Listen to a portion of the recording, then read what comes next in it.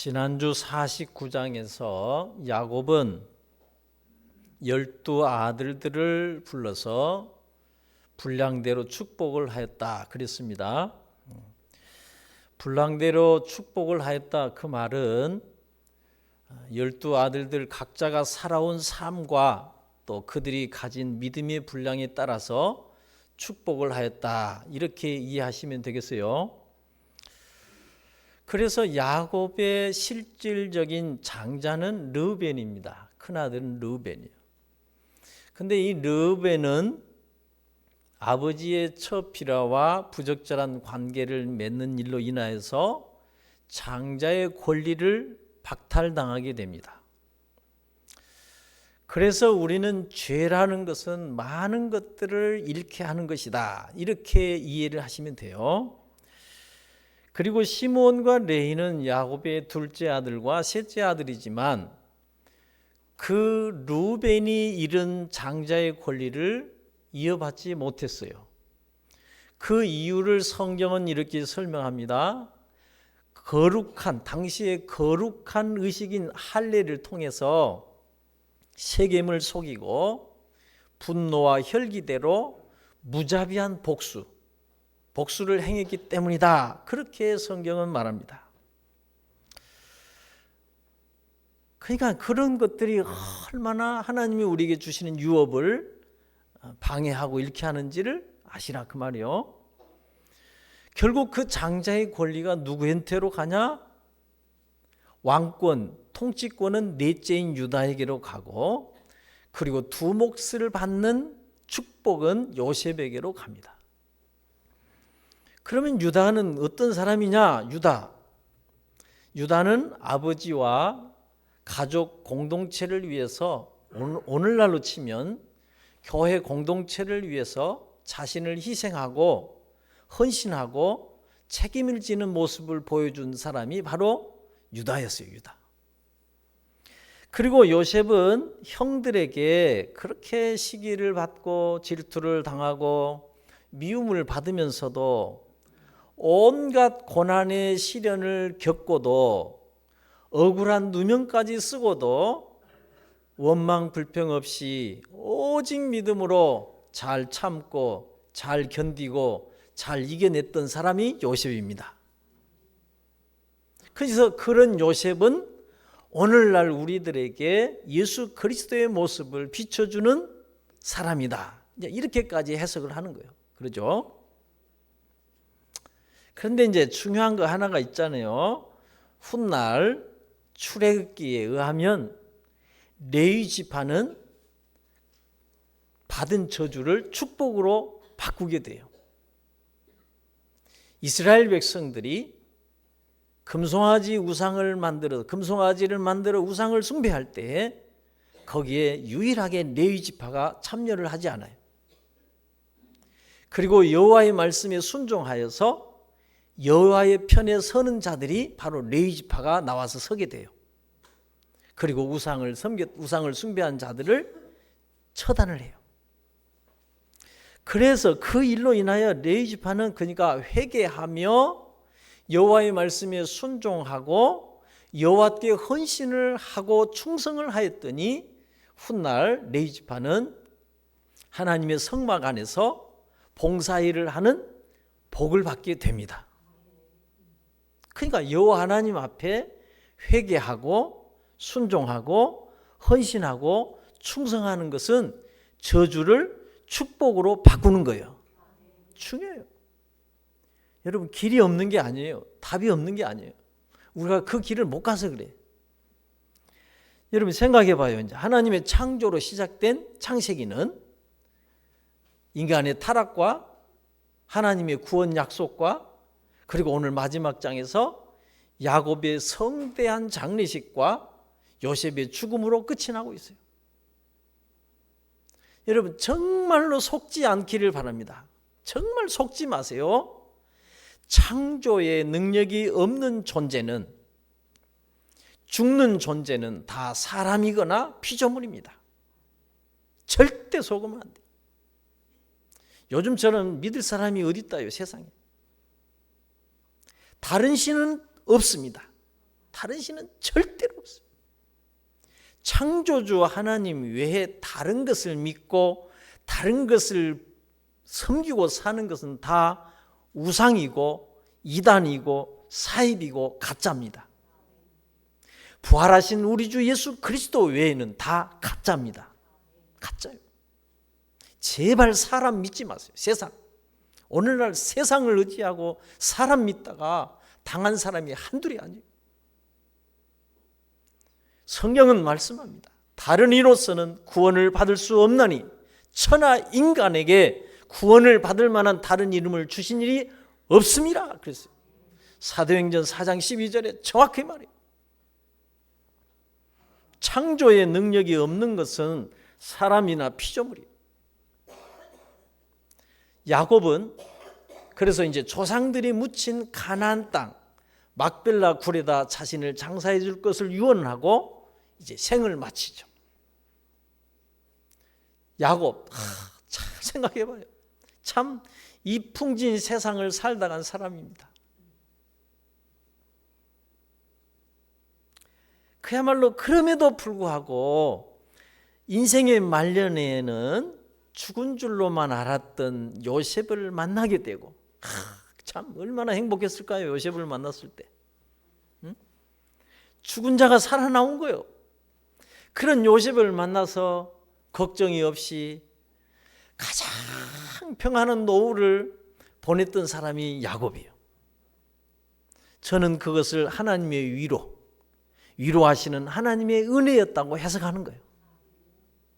잘 견디십시오. 반드시 하나님이 여러분을 위로하신 날이 옵니다. 그런데 오늘 성경은 창세기 이 거대한 어마어마한 이 서사 안에서 왜 마지막 부분에 야곱의 성대한 장례식을 기록하고 있는 것일까? 생각해 보세요. 뭐 장례식을 왜 이렇게 성대하게 자세하게 기록하고 있을까? 요셉은 의사들을 불러서 아버지 야곱의 시신을 40일에 걸려서 향처리를 해요. 애굽 사람들은 40일을 포함해서 70일 동안 그 야곱의 죽음을 슬퍼하고 애도를 해요. 참 대단하지 않아요? 야곱의 장례 행렬을 보세요. 읽으셔야 돼요, 성경을. 그 야곱의 장례 행렬에 바로의 모든 신하들이 따르고 바로의 궁의 원로들이 따르고 애굽 땅의 모든 원로들이 따르고 온 요셉 집안에 따르고 그 형제들과 수많은 병거와 기병들이 야곱의 장례를 따랐다고 기록하고 있어요. 그야말로 바로 왕의 전폭적인 지원으로 당시에 왕이 죽었을 때 치르는 장례, 국가장을 치렀다 그 말이요. 대단하지 않아요? 야곱이 뭔데? 물론 야곱의 아버지 요셉의 아버지 요셉이, 그러니까 야곱의 아들인 요셉이 애굽을 살려낸 은인이 맞기도 하지만 저는 이런 성대한 야곱의 장례식은 야곱의 하나님께서 야곱의 인생의 끝을, 야곱의 죽음을 아주 영화롭게 영광스럽게 해 주셨다고 보는 거예요. 그야말로 야곱은 이 풍진 세상에서 험악한 세월을 살았음에도 불구하고 하나님의 은혜로 구원을 얻었고 점점 하나님의 은혜로 성화된 사람입니다. 그래서 야곱은 인생의 말년에 요셉의 돌봄을 받으면서 그 세상 누구보다도 평안하게 행복하게 살았고 하나님은 그의 마지막 끝을 영화롭게 하신 것입니다. 우리 하나님은 그렇게 하나님의 언약 백성들의 죽음까지도 영화롭게 하신 하나님이신 거예요.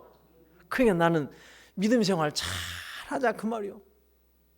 여러분 끝이 얼마나 영광스럽게 영화롭게 되는지 좀 그 마지막 하나님이 내 죽음까지도 영화롭게 하실 정도로 좀 믿음 생활을 잘 하셔야 돼요.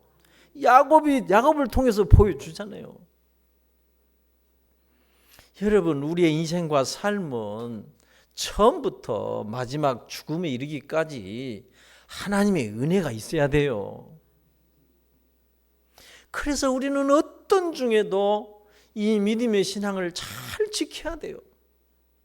지킬 걸 지켜야죠. 그리고 하나님이 내게 주신, 여러분이 주신 약속의 말씀을 잘 따라가야 돼요. 우리의 인생과 삶의 모든 토대와 원칙과 기준이 하나님의 말씀이기 때문에 그런 거예요.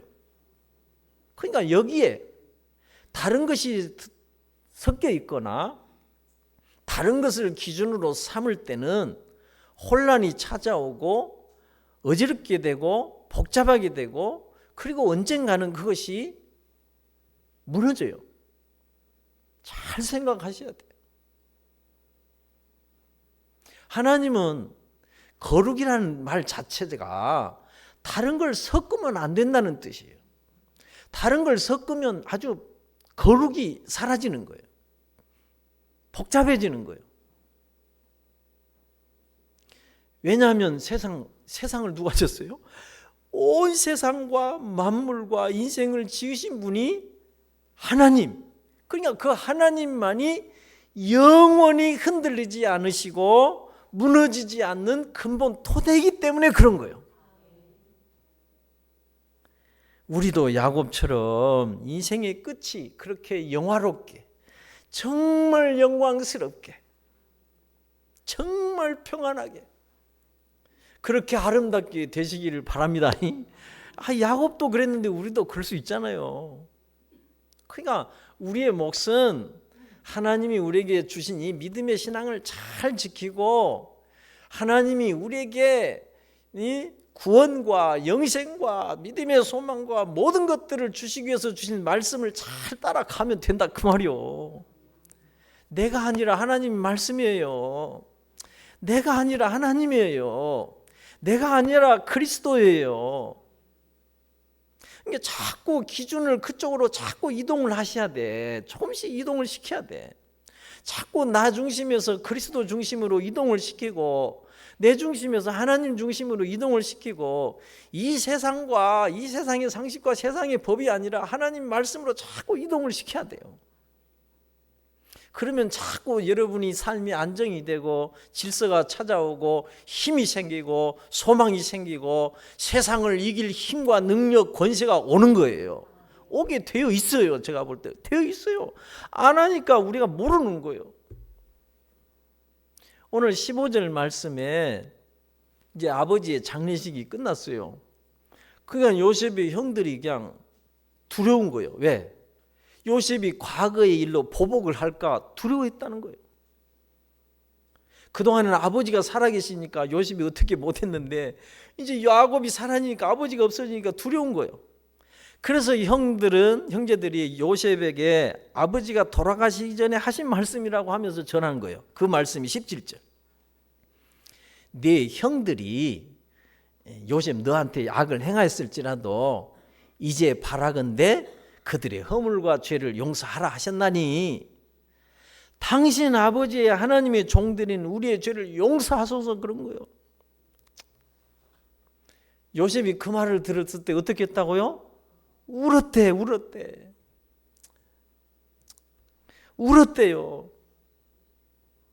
사실 형들이 요셉에게 행한 일은 여러분 보통 사람들이었다면 가만두지 않았을 거예요. 그렇지 않아요? 아니, 자기를 애굽의 종으로 팔아버린 형들을 어떻게 용서할 수 있다요? 보통 사람이라면 어떻게든지 보복을 했을 거예요. 가만히 있지 않았을 거예요. 그런데 요셉은 그러지 않았어요. 그것은 무슨 뜻이냐? 그만큼 요셉은 자신의 인생사에서 있었던 일들을 하나님의 뜻과 하나님의 선한 섭리에 의한 하나님의 역사로 이해하고 보는 믿음이 있었다, 그런 뜻이에요. 그러니까 제가 아무리 생각해도 요셉은 진짜 믿음의 사람이 맞아. 진짜 믿음의 사람이었어요. 오늘 신약시대로 설명하면 진짜 요셉은 그리스도의 영을 가진 사람, 성령의 사람, 진짜 악을 선으로 갚은 사람이었다, 그런 말이에요. 진짜요. 여러분, 오늘날 바깥 세상은 악을 악으로 갚는 것이 정당하고 옳다고 해도 우리 그리스도인들은, 우리 교회는 끝까지 악을 선으로 갚는 방식을 고집해야 되는 거예요. 왜냐? 그것이 하나님이 선하게 여기시는 것이기 때문에 그런 거예요. 하나님이 그것을 기뻐하시고 좋게 보시는 거예요. 여러분, 우리들끼리 옳고 그런 게 어디 있답니까? 응? 세상 보세요. 응? 이 전쟁하는 세상, 응? 정치권 보세요. 사람들끼리 옳고 옳은 것이 어디 있다요? 사람들끼리. 전환기 씨도 자기가 옳다고 그러잖아요. 응? 그러니까 여러분, 어떻게 정리를 해야 되냐면, 옳고 그러면 사람한테 있는 게 아니라 오직 하나님만이 선하신 분이고 하나님만이 옳은 거예요. 하나님만 옳은 거예요. 진짜 하나님이, 우리 볼 때는 이해가 안 돼도 하나님이 행하신 일만이 선한 일이고 하나님이 하신 말씀만이 옳은 거예요. 그래서 신앙생활이라는 것은 날마다 하나님 말씀으로 우리의 인생과 삶을 비춰봐야 돼요. 여러분이 아프면 병원에 가서 찍어보고 검사하고 그러듯이 나는 병원 가면 그렇게 사람이 많아요. 기독병원 가면 그냥 사람이 북적북적해요. 나는 영적으로도 똑같다고 생각해요. 왜 우리의 인생과 삶을 끊임없이 말씀에 비춰봐야 되냐면, 진짜 빛은, 진정한 빛은 하나님의 말씀이기 때문에 그런 거예요. 아니, 그러잖아요. 시편에도 주의 말씀은 내 발의 등이요 내 길의 빛이니다. 여러분, 원리적으로 무엇이든 빛에 가까이 가면 가까이 갈수록 더 잘 보이는 법이에요. 그렇죠? 어두우면 안 보이는 것도 빛에다 가면 보이는 거예요. 보이면 알게 되고, 알면 이해가 되고, 이해가 되면 해석이 되고, 해석이 되면 깨닫게 되고, 깨닫게 되면 회개하게 되고, 그리고 말씀으로 다시 새롭게 세워갈 수 있게 되는 거예요. 그렇잖아요. 그러니까 첫째로 우리가 보고 알아야 돼. 그러니까 모든 알지 못한 데서, 정확하게 제대로 알지 못한 데서 모든 문제가 시작이 되는 거예요. 그래서 성경을 봐봐요. 무지에서 모든 죄악이 나와요. 하나님을, 천지를 지으신 하나님을 아는데 어떻게 그 하나님을 찬양하지 않을 수 있다요? 천지를 지으시고 우리를 죄악에서 구원하신 그런 하나님을 알고 어찌 하나님을 예배하지 않을 수 있다요? 야, 모르니까 세상 사람들이 자기 마음대로 사는 거예요. 요셉의 형제들이 두려워한 이유를 잘 보세요. 왜 두려워했을까? 과거의 허물과 죄에 대하여 용서받았다는 믿음과 확신이 없었기 때문에 그런 거예요. 그렇지 않아요? 그러니까 용서받았다는 사실을 알았다면 요셉의 형들이 왜 두려워한다요? 사실은 요셉은 이미 용서를 했어요. 그런데 형제들이 믿지를 못한 거예요. 그렇죠? 왜냐하면 우리가 창세기 45장 5절에서 요셉이 형제들한테 그랬거든요. 당신들이 나를 이곳에 팔았다고 근심하지 말라. 응? 하나님이 생명을 구원하시려고 나를 당신들의 보다 앞서서 나를 여기 보낸 것이다. 나를 이리로 보낸 이는 당신들이 팔아서가 아니라 하나님이 나를 보낸 것이다. 그랬어요. 그러면서 근심하지 말라가 그랬잖아요. 그 말은 요셉은 이미 마음으로나 모든 것에서 형제들을 다 용서했다, 그 말이요. 그런데 형제들은 그거를 몰라. 그래서 마찬가지로요, 진정한 자유와 평안과 기쁨과 위안은요 어디서 오냐? 내가 평생에 어떤 죄를 지었든지 그 죄사함을 받았다는 믿음의 확신에서 온단 게요. 생각해봐요. 요셉은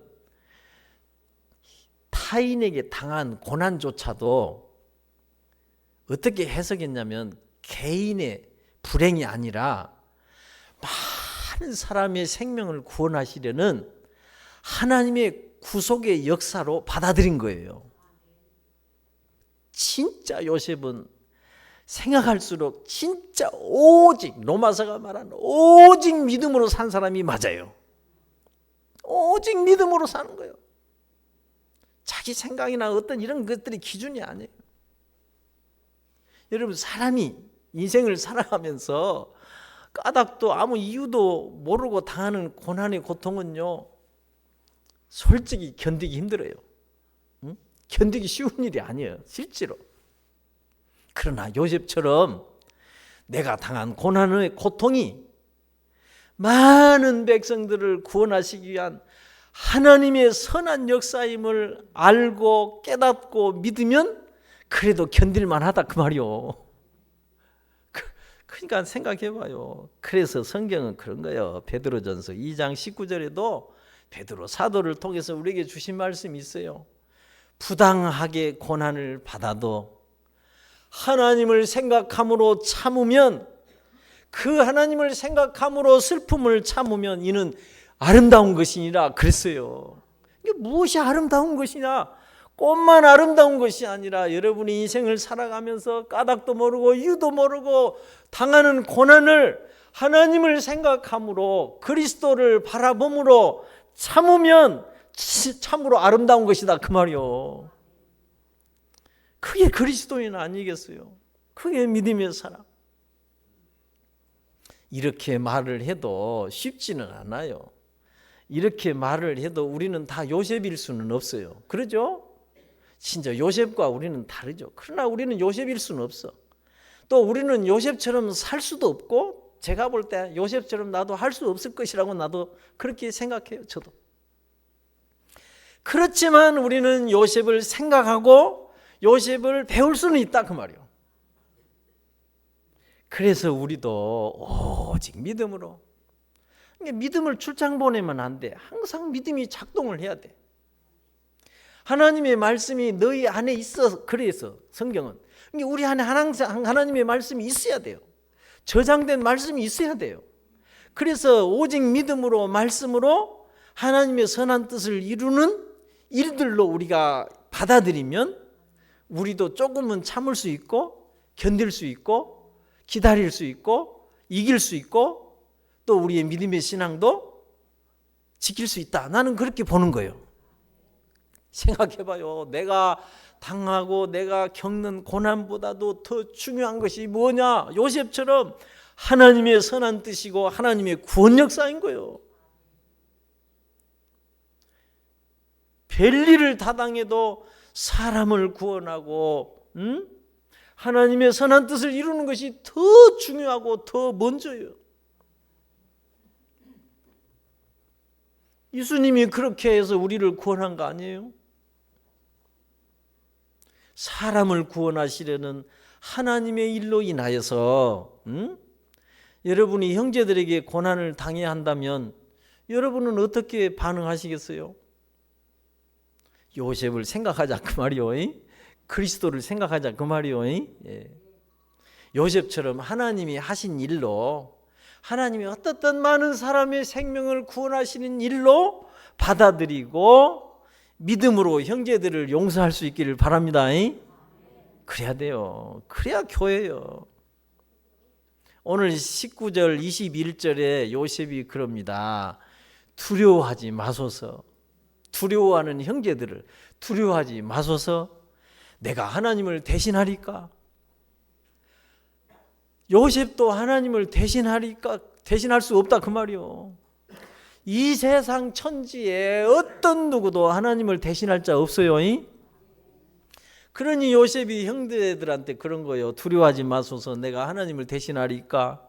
당신들은 나를 해하려고 했지만 하나님은 그것을 선으로 바꾸셔서 오늘날과 같이 많은 생명을 구원하게 하시려 하셨나니 당신들은 두려워하지 마소서.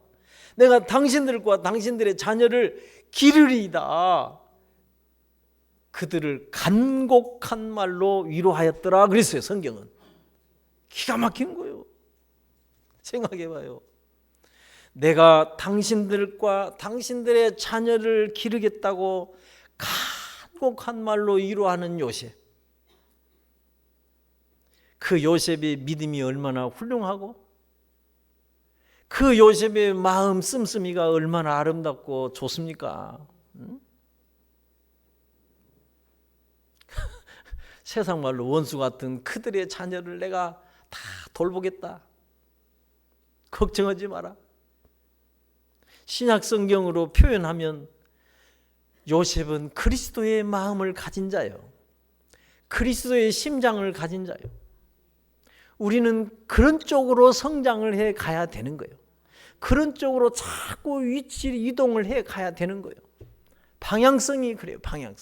방향성을 놓치지 않기를 바랍니다. 세상이 옳고 그름을 따질 때 우리는 계속 하나님이 선하시고 하나님이 기뻐하시고 하나님이 좋게 보시는 뜻이 무엇인지를 쪽으로 가야 된다 그 말이에요. 그래야 교회가 교회되는 거예요. 오늘날 우리도 마찬가지요. 예수 그리스도를 통해서 우리 하나님이 우리의 모든 죄와 허물을 용서하셨다는 하나님의 용서의 은총을 믿으셔야 돼요. 확신해야 돼. 여러분 걱정하지 마세요. 여러분이 어떤 죄를 짓고 허물이 있었고 왔든지 하나님은 그리스도를 통하여 믿는 자들의 모든 죄와 허물을 깨끗이 용서하셨습니다. 그 확신을 가지고 사셔야 돼. 그래야 죄가 여러분을 지배하지 않게 되고 죄의식이 여러분을 힘들게 괴롭게 슬프게 하지 않게 되는 거예요. 요셉의 형제들은 17년 동안도 죄의식을 못 벗어난 거예요. 잘 생각하세요. 우리가 뭘 믿어요? 성경을 믿는 거예요. 성경은 우리가 믿는 자들을 하나님이 의롭다 하시고 지난날의 모든 죄와 허물에서 우리를 용서하셨다고 깨끗하게 하셨다고 선언했어요. 우리 확신을 가져야 돼요. 지난주 말씀드린 대로 야곱의 가족들이 오늘날 하나님을 경외하는 교회의 원형이라면 교회는 그렇게 아버지 하나님의 말씀을 따라서 오직 믿음으로 사랑하고 긍휼히 여기며 용서하며 위로하며 섬기는 공동체가 교회인 거예요. 죄송합니다. 우리 송성모 교장 선생님이 책을 또 하나 썼는데 거기에 핵심이 사랑이에요. 사랑. 이 사랑이 없어서 세상이 어지럽고 세상이 문제다 그 말이에요. 핵심은. 그러니까 우리는 이런 하나님의 사랑과 용서의 그 공동체 안에서 살다가 야곱처럼 마지막에 편히 하나님께로 돌아가는 것이에요. 그렇잖아요. 우리가 안 갈래요. 안 갈 수가 없어요. 응? 제가 송이섭 장로님 아들한테 전화했더니 이제 정말 힘든 상태에 있대요. 그래도 살아계셔. 그분이 35년생이신지 34년생인지 그런데 지금도 살아계셔. 그래도 마지막 하나님께 편히 돌아갈 날이 이제 오는 거예요. 그러니까 오늘 교회는 모든 그리스도인들은 야곱을 생각하면서 야곱처럼 점점 뭔가 믿음이든 인격이든 성품이든 좀 성숙해지는 쪽으로 성장해 가야 되는 거예요. 그래서 어디까지 이르러야 되냐면 야곱을 넘어서서 그리스도에게까지 자라가야 되는 것이 그리스도인들이에요. 그렇잖아요. 그리스도에게까지. 그러니까 그리스도를 비춰보면 내가 어느 위치, 어느 수준에 도달했는지 보이는 거예요. 그래서 지금 내가 권사님과 여기서 십자가를 지금 여기다 세우려고 그래요. 우리 교회에 강당에 십자가 없어서. 이제 다음 주에 장식해 놓을 거요. 권사님이. 그런데 어쨌든 우리는 처음부터 끝까지 요셉을 생각하면 요셉은 하나님이 계시로 주신 그 언약의 말씀을 붙들어 버렸어요. 그러니까 요셉처럼 하나님의 언약의 말씀을 붙들고 믿음과 인내와 희생과 헌신과 충성과 섬김으로 살았던 이런 요셉을 깊이 생각해야 돼요. 그러니까 십자가를 묵상하시고 그리스도를 생각하시고, 그래야 우리의 안팎으로부터 오는 모든 환난과 고난과 유혹의 시험을 이길 수 있다 그 말이요. 우리가 어떻게 우리 힘으로 이긴다요? 응? 우리는 연약해요. 오늘 신약시대로 말하면 진짜 모든 것이 하나님의 충만이 모든 충만으로 거하시는, 모든 것이 충만하시고 모든 것이 온전하시고 그런 예수 그리스도를 늘 생각하시고 그리스도를 이렇게 바라보고 그리스도를 본받고 그리스도를 따라가면 됩니다. 그래서 오늘 17절의 말씀대로 아버지의 말씀대로 허물과 죄를 용서하라 그런 거예요. 허물과 죄를 용서하는 것은 교회가 교회되는 가장 기본적인 시금석이 돼야 돼요. 무슨 청와대에 죄 용서가 있습니까? 예? 어디 국회 가면 죄 용서와 허물과 죄 용서가 국회에 있습니까? 하나님의 교회만 있는 거예요. 그러니까 생각해봐요. 교회에 그리스도인들에게 그리스도의 영과 그리스도의 사랑과 그리스도의 긍휼하심과 그리스도의 용서가 없다는 것은 식당에 밥이 없는 것과 같은 것이고 빵집에 빵이 없는 것과 같은 거예요. 여러분 약방에 갔는데 약이 없다고 하면 말이나 돼요? 그런 것과 같은 거예요. 그러니까 하나님의 교회, 그리스도의 몸인 교회 안에는 그리스도의 그런 사랑과 긍휼과 용서가 있어야 되는 거예요.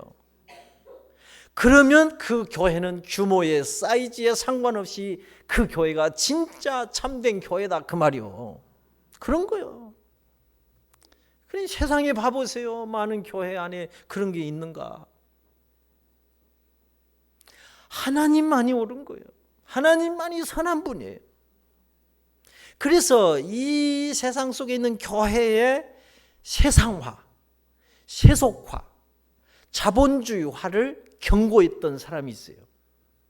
유명한 신학자 하비 콕스라는 사람이 있어요.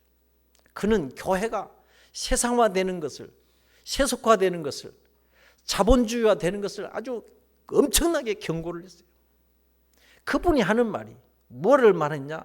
교회가 체계적인 교리나 조직이 없어도 교회 공동체를 견고하게 세워주는 것이 바로 예수 그리스도의 말씀을 따르는 성령 공동체다. 성령의 능력이다. 그랬어요. 그러니까 우리는 다른 무엇을 갖추려고 무슨 어떤 조직 시스템을 갖추는 것보다 먼저 우리가 갖춰야 되는 것이 오직 믿음, 오직 말씀으로 무장하는 거예요. 성령으로 충만해지는 거예요. 그 다음에 다른 것이 필요한 거예요. 나는 모르지 않기를 바랍니다. 그래서 세상이 어지러울수록 세상이 이렇게 우리도 안전한 나라 되겠어요? 무역 보복하지, 전쟁의 위험에 노출되어 있지, 몰라요. 그러니까 이렇게 어렵고 위태로울 때 우리는 전능자 하나님을 바라보고 우리의 구원의 주이신 예수 그리스도를 깊이 생각하시고 바라보셔야 된다 그 말이요. 성경 이사야서 6장에 보시면 이사야 선지자도 우시야 왕이 죽던 해에 그랬어요. 그러니까 우시야 왕이 죽던 해라는 말은 그야말로 암울한 시대를 말해요. 예? 그런 암울한 시대에 이사야 선지자가 뭘 봤냐면 높은 보좌에 계시는 주님을 봐요. 그래서 이사야 선지자가 힘을 내서 이스라엘에게 하나님 뜻을 선포해요. 잘 보셔야 돼. 우리가 요한계시록 했어요. 요한계시록에도 로마 제국에 의해서 박해를 받던 교회가, 세상 말로 풍전등화의 위기에 있던 위태로운 교회가 그런 상황에서 사도 요한이 뭘 보냐면, 사도 요한이 성령의 감동이 되어서 발에 끌리는 옷을 입고 가슴에는 금띠를 띠고 눈은 불꽃 같고 발은 풀무에 달려난 빛난 주석 같고 그의 음성은 물소리 같고 입에서는 좌우의 날성금이 나오는, 얼굴은 해가 힘있게 빛나는 것과 같은 그런 주님의 모습을 사도 요한이 봐보래요. 그러니까 로마도 두렵지 않게 된 거예요. 그래서 그러니까 뭘 보냐가 중요해요. 자꾸 자기 자신을 보면 초라해지고, 자기 자신을 보면 약해지고, 힘이 빠지고, 불안해지고, 두려울 수 있어요. 그러니까 그럴 때마다 주님을 바라보시라 그 말이요. 그러니까 우시아도 이 위태로운 시대에, 우시아 왕이 죽던 해, 이 참으나 암울한 시대에 그 높은 보좌에 계신 주님을 보고, 요한 사도도 교회가 위태로울 때 그 발에 끌리는 옷을 입은 불꽃 같은 눈을 가지신 그 주님을 본 거요. 그래서 이사야 선지자나 요한 사도나 다 주님을 바라봄으로 힘을 얻었고 위로를 얻었고 그 환난과 고난을 견뎌낼 수 있는 능력을 얻게 되었다 그 말이요. 다 세상 보면 불안하잖아요. 세상 보면 그냥 소망이 없잖아요. 맨날 삐기덕거리다 이렇게 살다 가는 거예요. 죽이고 빼앗고. 나는 참말로 요즘에 그냥 왜 이렇게 사람이 죽였는가 모르겠어요. 세상 보면 불안전하고 희망이 없잖아요. 우리 자신을 봐도 늘 위태로 불안하잖아요. 주님을 바라봐야 돼요. 주님을. 오늘 그리스도인들이 그 주님을 바라볼 때 우리는 모든 어려움과 위기와 세상을 이길 힘과 능력과 용기를 얻게 되는 거예요. 그렇게 되어 있어요. 사람이라는 존재는. 여러분은 다 저보다 신앙생활을 오래 했으니까 알지요. 옛날에 예수 믿는 사람들 집에 가면 이마는 액자에다가 예수님 초상화가 있고 옆에 딱 써졌어요. 써진 글귀가 있어요. 뭐라고 써졌어요? 알아요? 하여튼 여러분은 잘 잊어먹어. 거기 옆에 뭐라고 써있냐면 고요하면 찬송하라, 외로우면 기도하라, 괴로우면 주를 보라, 그렇게 써졌어요. 그런 거 안 봤어요? 막 사무엘이 기도하는 모습 사진 옆에도 그렇게 써졌어요. 사무엘이 기도하는 모습. 그런 거 옛날에 다 액자에 걸어놨어. 요즘은 그런 거 걸은 집안이 없어 이제. 고요하면 찬송하라, 외로우면 기도해라, 괴로우면 주를 보라 그랬어요. 괴로우면 주님을 바라봐야 돼요. 나를 위해서, 나를 구원하시기 위해서 고통을 당하신 주님을 바라보면 내가 당한 괴로움도 견딜 수 있고 참을 수 있다 그 말이요. 사람은 그렇게 되어 있어요. 그러니까 우리 장로님들하고 방글라데시 갔다 올 때 장로님 중에 한 말이 있어요. 왜 이렇게 저렇게 그렇게 힘들게 고통스럽게 막 이렇게 힘들게 사는데 다 행복할까? 왜냐? 너나 나나 다 똑같이 힘든 게 그런다고 그러더라고요. 그 말도 이해가 돼. 다 힘든 게 괜찮아. 나만 힘들면 힘들어서 괴롭고 못 견디는데 다 힘든데 다 견딘다는 거예요. 여러분 창세기는 하나님의 말씀으로 온 세상을 지으신 걸로 시작해요. 그런데 인간이 죄를 짓고 타락하고 악한 세상이 돼버렸어요. 이게 왜 세상이 이 모양이냐고 그러지 마요. 다 인간들이 죄 때문에 그렇죠. 그러니까 죄 없는 세상이 천국이에요. 죄 없는 곳이 하나님 계신 곳이에요. 그러니까 하나님 계신 곳이 영원히 빛이 나는 천국이에요. 그런 악한 세상 속에서도 어쨌든 잘 보세요. 그런 악한 세상 속에서도 하나님의 약속을 붙들고 하나님의 선한 뜻을 이루며 살아간 사람들이 누구냐? 아브라함과 이삭과 야곱과 요셉이다 그 말이요. 이런 믿음의 사람들을 우리는 이제 창세기를 마치면서 다 살펴봤어요. 그러니까 오늘 교회는, 오늘 저와 여러분은 그 하나님의 언약 백성들의 믿음을 배우고 그런 언약 백성들의 믿음을 본받고 그 언약 백성들의 신앙을 따라가자 그 말이요. 그래야죠. 마지막 24절 가까이 보면은 나는 죽을 것이나 하나님이 당신들을 돌보시고 그랬어요. 여기 돌보시고라고 번역을 했는데 원문을 직역하면 방문하다 찾아오신다 그런 뜻이에요. 잘 들으셔야 돼. 그러니까 요셉은 내가 이제 세상을 떠나지만 하나님이 당신들을 반드시 찾아올 것이다. 그렇게 유언을 한 거예요. 그래서 이제 우리가 출애굽기 언젠가 할 텐데 다음에 이어지는 출애굽기에 의하면 요셉을 알지 못하는 애굽의 왕이 등장을 해요. 그래가지고 이스라엘 백성들을 괴롭혀 학대를 해. 그때에 하나님이 그 이 야곱의 후손들 이스라엘을 찾아오셔서 애굽에서 구원해 주신 거예요. 그러죠? 기가 막힌 거예요. 그 하나님은 예수 그리스도를 통해서 오늘 우리에게 찾아오셨다 그 말이요. 그리고 우리의 모든 죄와 허물과 사망에서 우리를 구원해 주셨어요. 아담 하와가 죄를 짓고 두려워서 숨었을 때도 하나님이 찾아오셨잖아요. 그러니까 하나님은 자꾸 여러분을 찾아오신 하나님, 여러분의 마음의 문을 두드리신 하나님. 그러니까 하나님의 찾아오심은 성경 어디를 봐도 구원과 직결이 되어 있어요. 구원과. 그러니까 여러분 힘들면 하나님을 부르면 돼. 진짜 인간은 유한합니다. 인간은 연약합니다. 인간은 다 죽습니다. 다 아브라함과 이삭과 야곱과 요셉도 죽었습니다.